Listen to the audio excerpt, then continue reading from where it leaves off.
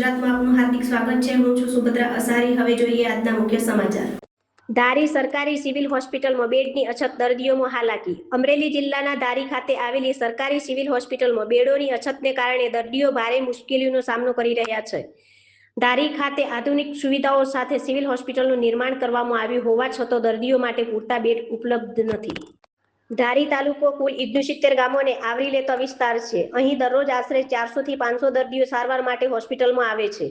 હોસ્પિટલમાં doctor, nurse તેમજ અન્ય સ્ટાફ દર્દીઓ પ્રત્યે ખૂબ જ સહાનુભૂતિપૂર્ણ અને સેવા ભાવના સાથે કાર્ય કરતા હોવાનું સ્થાનિકો જણાવે છે।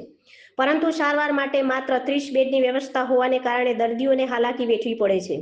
હાલ ઉનાળાની ઋતુ દરમિયાન લૂ લાગવાના કેસો, ઇમરજન્સી સારવાર તેમજ ડિલિવરી જેવા કેસો વધારે નોંધાઈ રહ્યા છે। દર્દીઓને વધતી સંખ્યાને કારણે ઘણી વખત દર્દીઓને હોસ્પિટલની બહાર બાટલા ચડાવવાની ફરજ પડી રહી છે।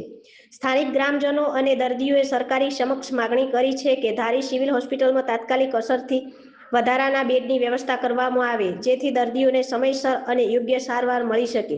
રિપોર્ટર કિરણ ચૌહાણ, ધારી। એટલે દર્દીઓને માટે બેડ વધારે હોય। સારવાર કેવી છે? સારવાર સારી છે। ડોક્ટરો કેવા છે? ડોક્ટરો સારા છે। પૂરતા પ્રમાણમાં સારવાર મળી રહે છે? પૂરતા પ્રમાણમાં સારવાર મળી રહેશે। હાર્દિક વાઘેલા છે, ગામ નવાપરા ધારી। દવાખાનાનું કામ પણ ચાલુ છે। અહીંયા બેડ ઓછા હોવાથી મુશ્કેલી મુકાય છે। તમારી માગણી શું છે? તમારી માંગણી મુજબ બેડ આપવામાં આવે એની મારી, જેથી બધા તાલુકાના જે ગામડાઓ છે, બધા તાલુકાના ગામડાઓ લોકોને સારવાર મળી રહે।